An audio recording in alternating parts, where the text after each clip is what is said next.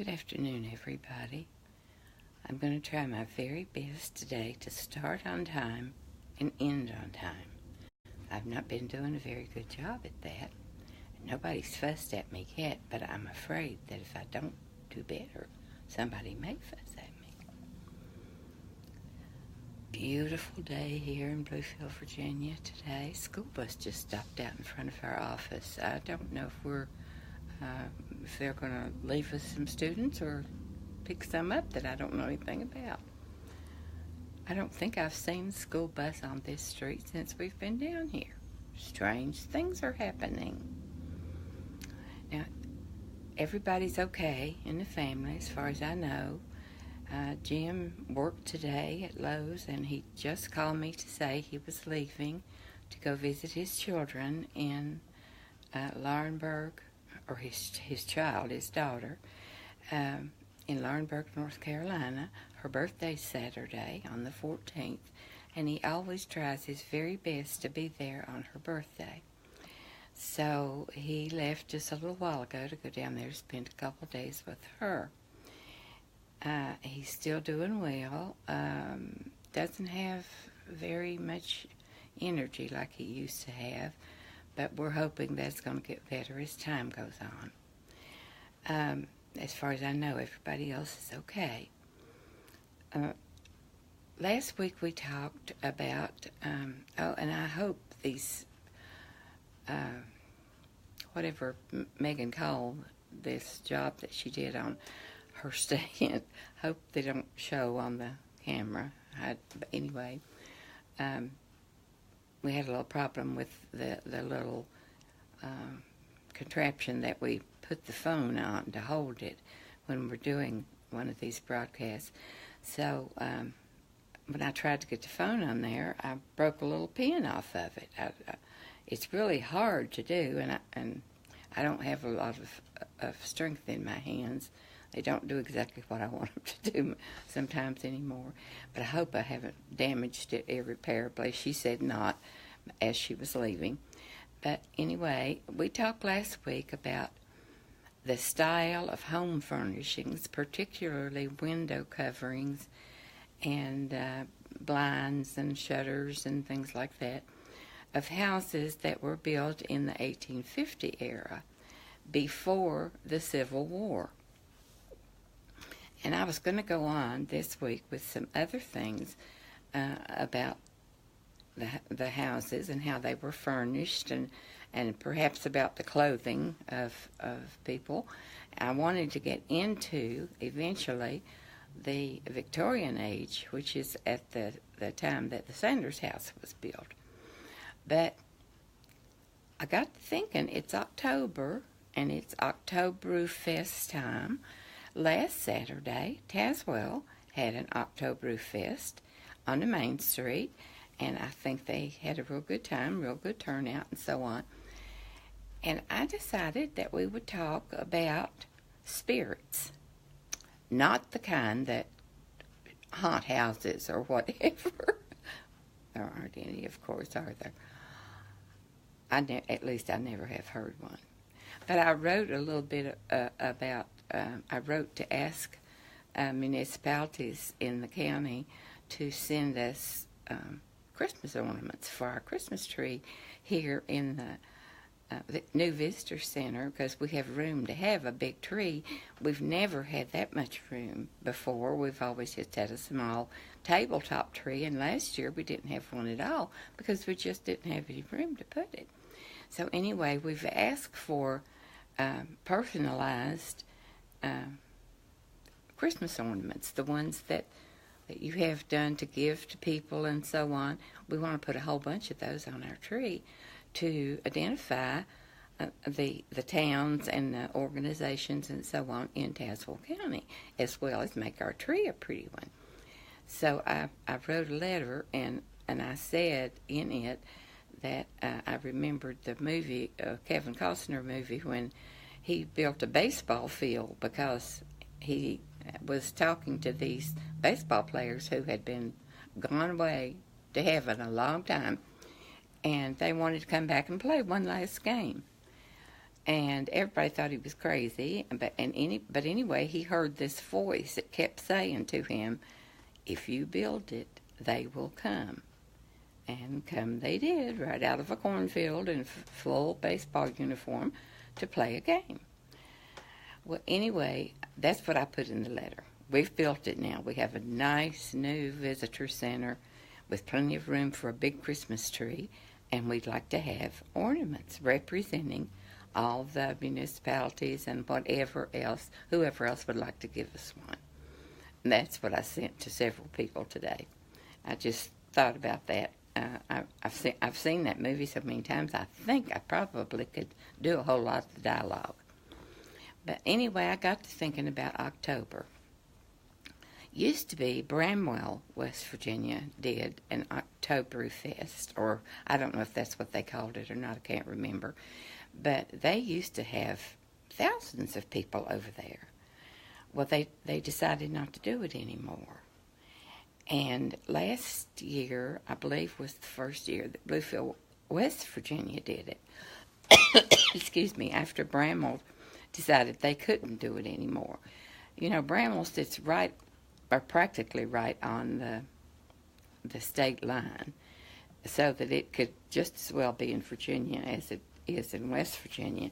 And, of course, all the people, the millionaires who built their homes in Bramwell made their money. Well, as far as I know, they made their money in the coal fields, in the Pocahontas coal fields. So, I don't know, maybe somebody just didn't try hard enough to get Bramwell included in Virginia. I don't know. But it's a neat little town, and I wish we had it in Virginia. Anyway, they had this Oktoberfest. They always had an entertainer that was of some note. And I don't know what Bluefield, West Virginia did last year. I honestly don't remember what I read about it. But I believe that they have done or will be doing one this year.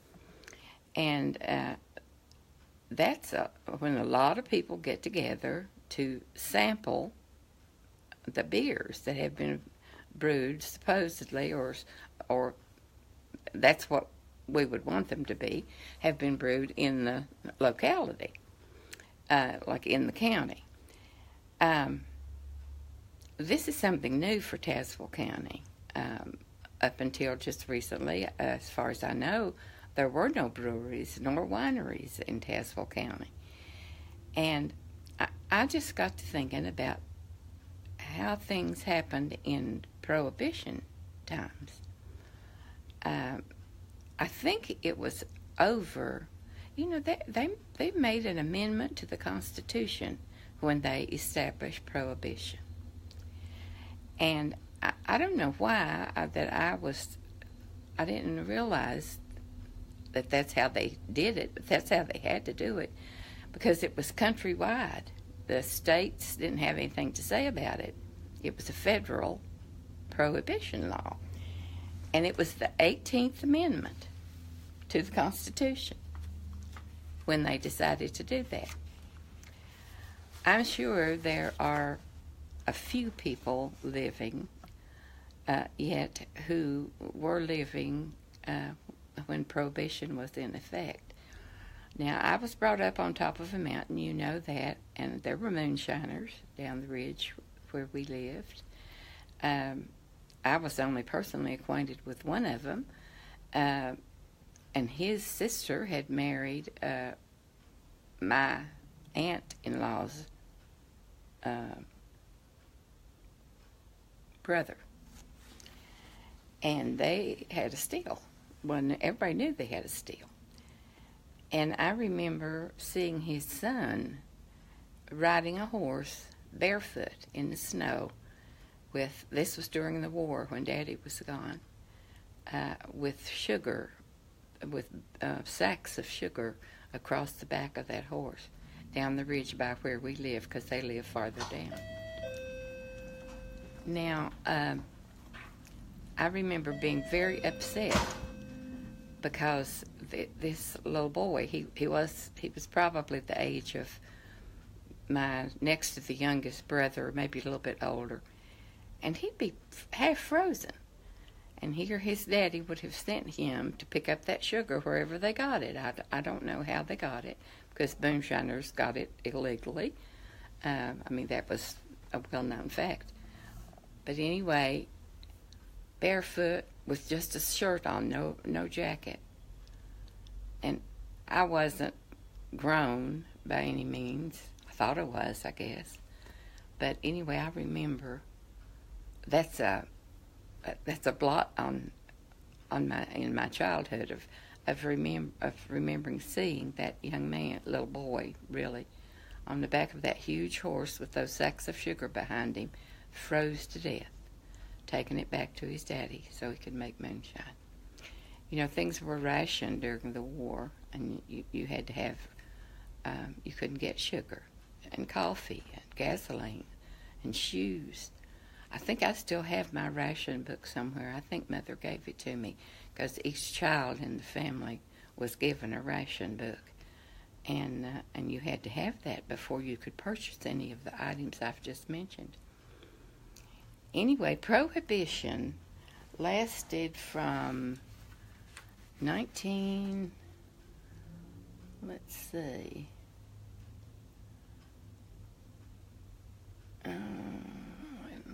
I'm looking at the amendment here now.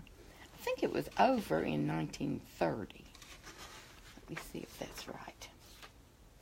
I wrote all these things down, but you know how I am. I forget what I've talked about or written about or anything else.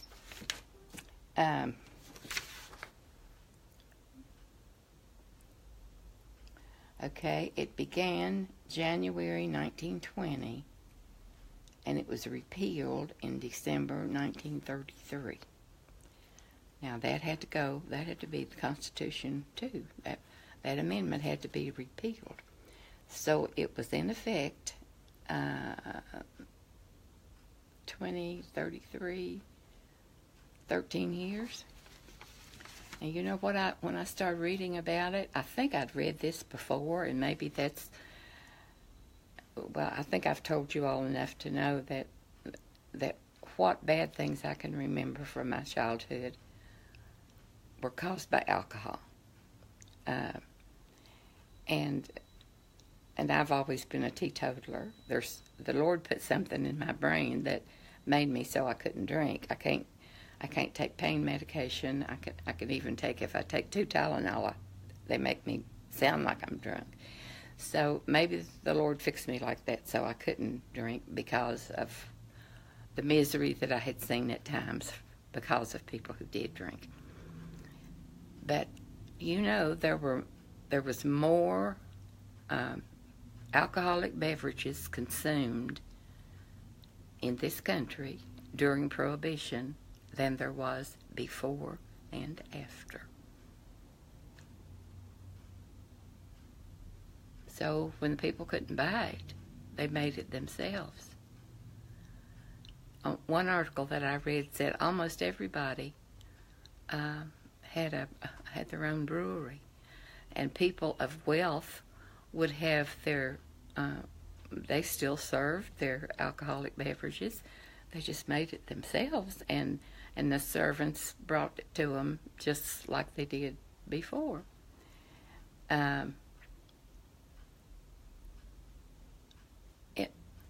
I guess we can't manufacture, we can't make people not do things that are not good for them. We, like people like me who like to eat and know that it's not good for me, I can't seem to stop. People who drink or smoke cigarettes or do drugs,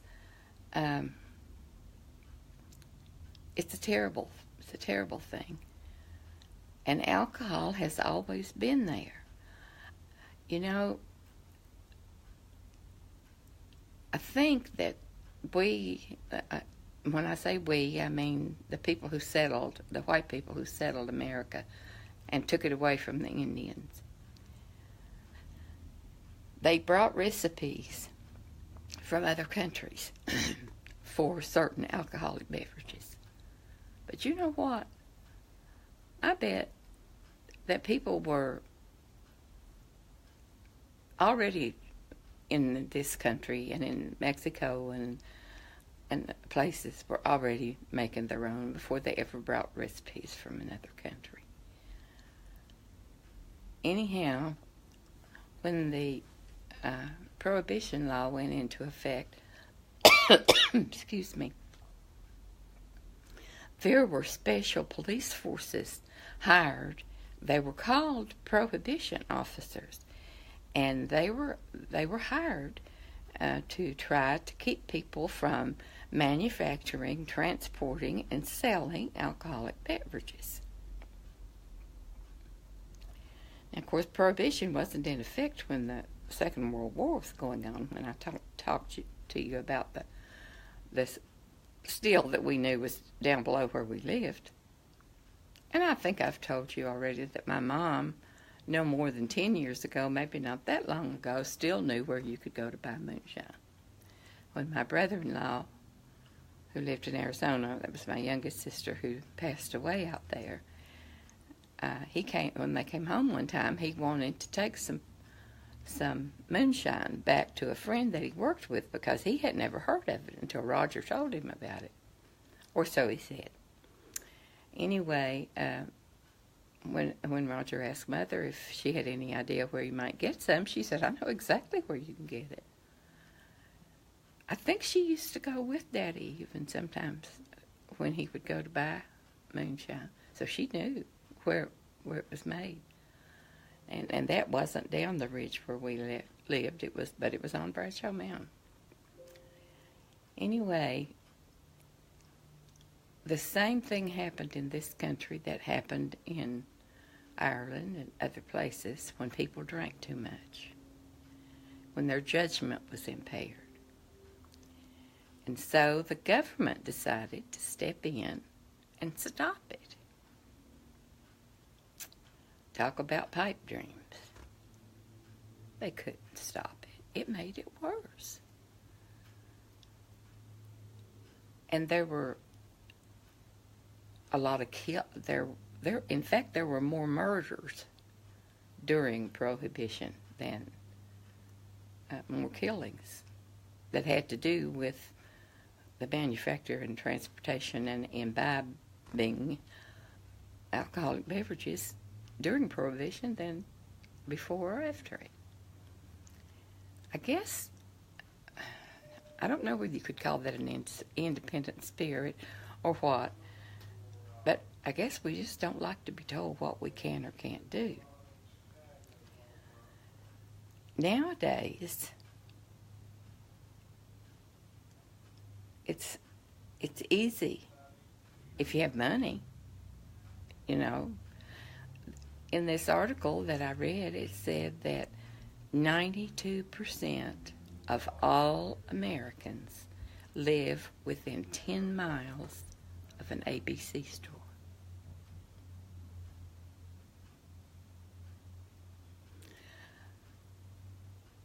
So, I think I've told you this before too. I had an uncle that I loved dearly, my dad's youngest brother. And he died like at 65, maybe, I can't remember exactly, from drinking. He drank himself to death. That's what people always said about alcoholics who died young. And I know he drank moonshine too, like my daddy did.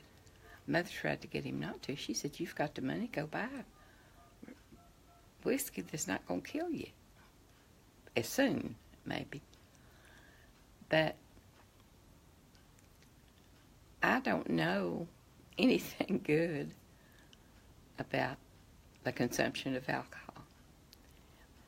But that's not what I'm supposed to be talking about. I'm supposed to be talking about how the government tried to control the people of this country when they were actually doing something injurious to themselves and their families, and it didn't work.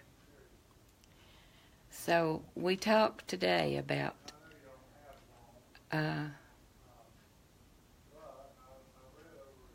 legalizing marijuana.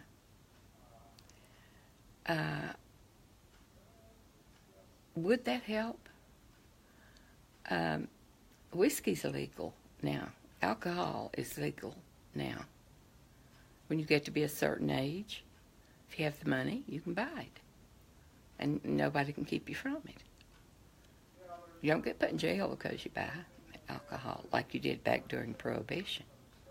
Man, they had some tough penalties if they caught you with, especially the ones like the moonshine makers who hauled it, sold it, and so on, like Burt Reynolds movies where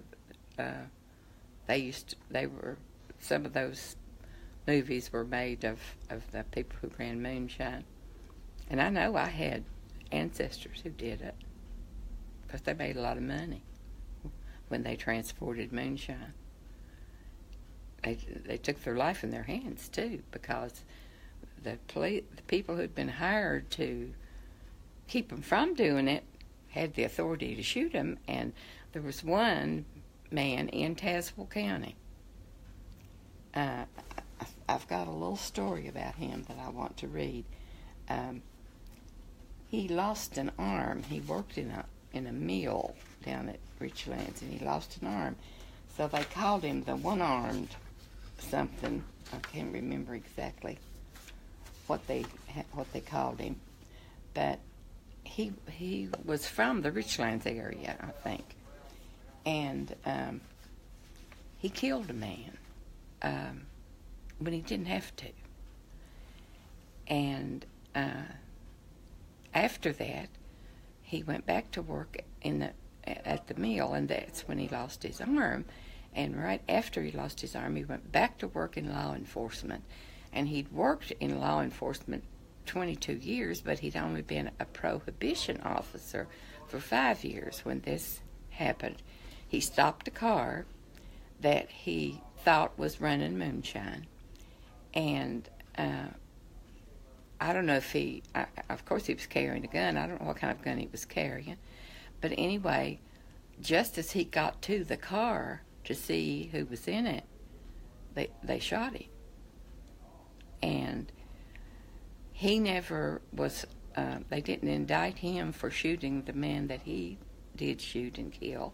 And the man who shot him once in the head and killed him was never indicted. He wasn't punished either. He killed a law officer. So, you know, our county, our area, we've had some rough things to happen, and a lot of it happened during Prohibition, and particularly when the miners were trying to get a union started. I'll just say this, and then I won't say anything else about that. My relatives, my in-laws, lived in Matewan when that was going on. They lived right in the middle of all that, right in the middle of all that went on in Matewan, when the Baldwin Felts people went down and set the miners out of their homes, and people got killed. A lot of people got killed. And Pocahontas was under martial law during a period of that time. I didn't know that, because I didn't know anything about Pocahontas when I was growing up. To me, it was like a foreign country, because we didn't travel up this far. If we got to Welch, that was a long trip from where we lived, or we thought it was a long trip. And we didn't venture over into Virginia. Actually, things were closer in some places over there than they were in West Virginia, but we lived in West Virginia, so we just shopped and banked and whatever else had to be done in West Virginia. But anyway, this part of the country, southwestern Virginia and southern West Virginia and southwestern Virginia, there were some pretty rough people that lived here. Anyhow, that man was the only one that I read a story about, but I've read stories before about family reunions and things being going on, and the prohibition officers would come and get people that they had been looking for and couldn't find, and they found them at family reunions, and sometimes they even shot them there if they refused to come with them, and so on. So prohibition was not a good period of time in our, and it's been almost in my lifetime. Is there anyone listening to me who can remember prohibition, or who has heard your mom or dad or your grandparents talking about prohibition? I remember my grandfather talking about it. He and Dad at the end of the table talking about prohibition. They had some peculiar terms that they used for things that I can't even remember anymore. I wish there had been such a thing as a tape recorder and I'd had the funds to buy one. When all that talking was going on, there'd be a lot more things I could tell you if I could just remember the things I heard as I was growing up.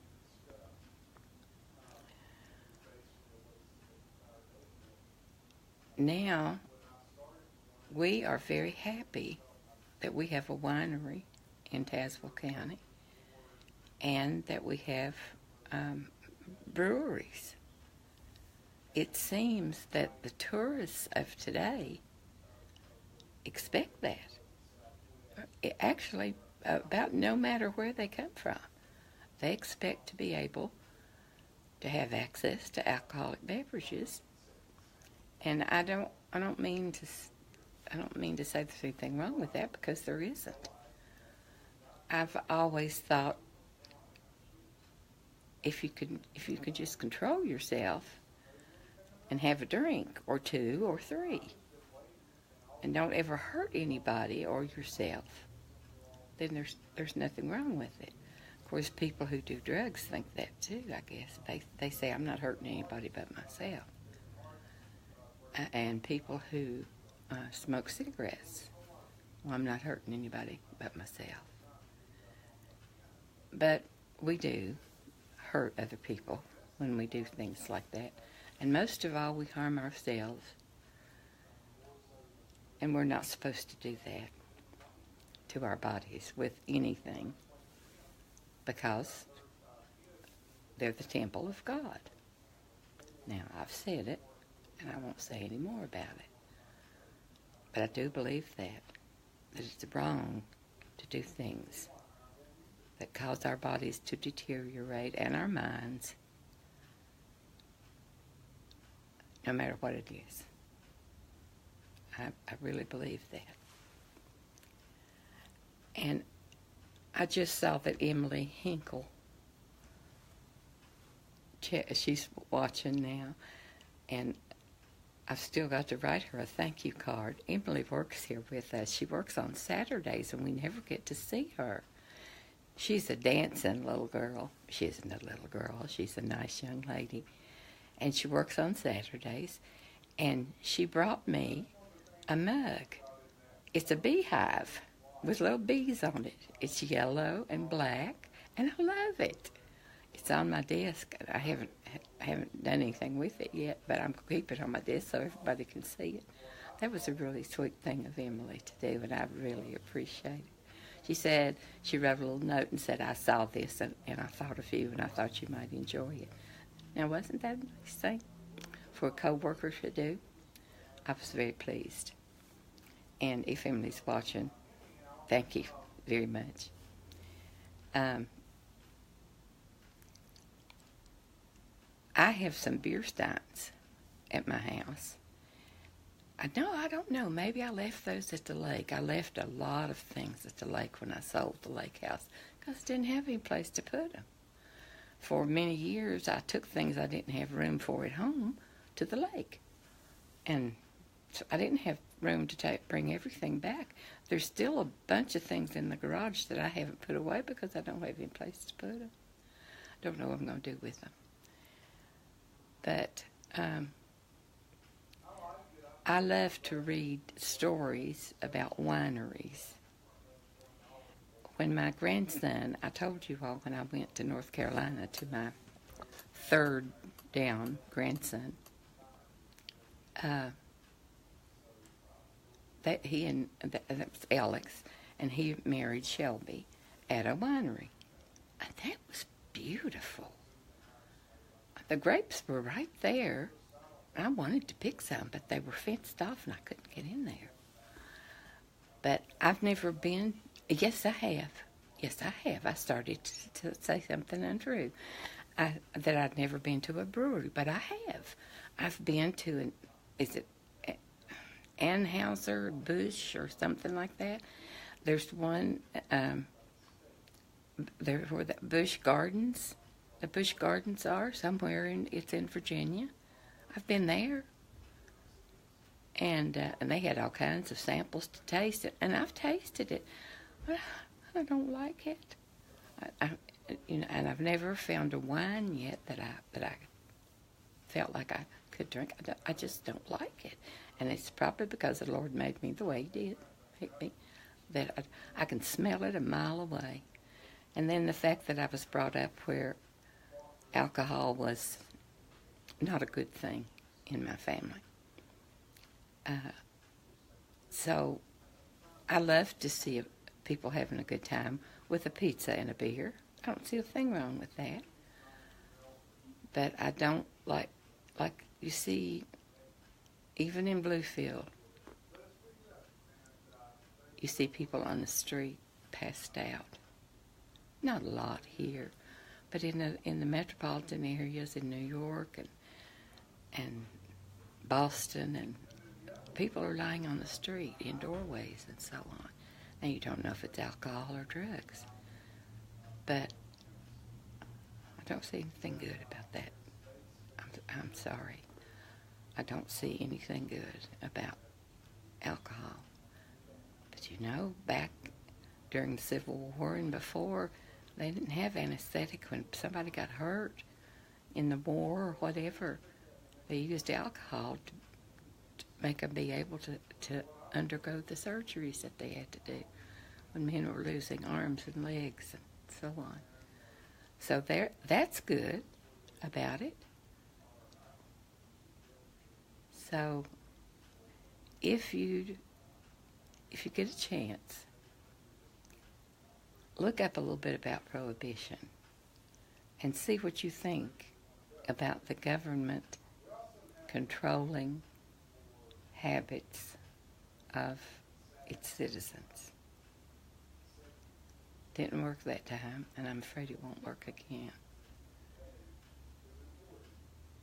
Anyway, we are enjoying in Tazewell County the fruits of the labors of those who have established wineries and breweries. And we've come to know some of them quite well, and they're good people. They're good people. And I know that they don't want their product to hurt anybody. I know that. So if you just be moderate and know and be glad that you live in a country where you can have a drink if you want to. Just remember not to drink too much. And if anybody says anything about you stopping, then say, Ms. B told me to. And I'll take the blame. I drank a half a glass of wine, of a little stemmed glass of wine in Paris. And it made me cross-eyed, or I felt like I was cross-eyed. And my sister said, why are you not drinking your wine? And I said, honey, I can't. I'm just not geared to do that. She liked a glass of wine. Well, there wasn't anything wrong with that. And I don't mean to preach to anybody. I'm sorry, I don't really mean to preach. But I love you all. Every one of you. Tall, short, blonde, dark-eyed. I love you all. And I want you to live the best possible life you can on this earth. The happiest life you can on this earth. Whatever it takes. Then live that way. And be thankful for your country and your Lord. I know it's time. I haven't even looked at my watch again. But I know it's time that I left.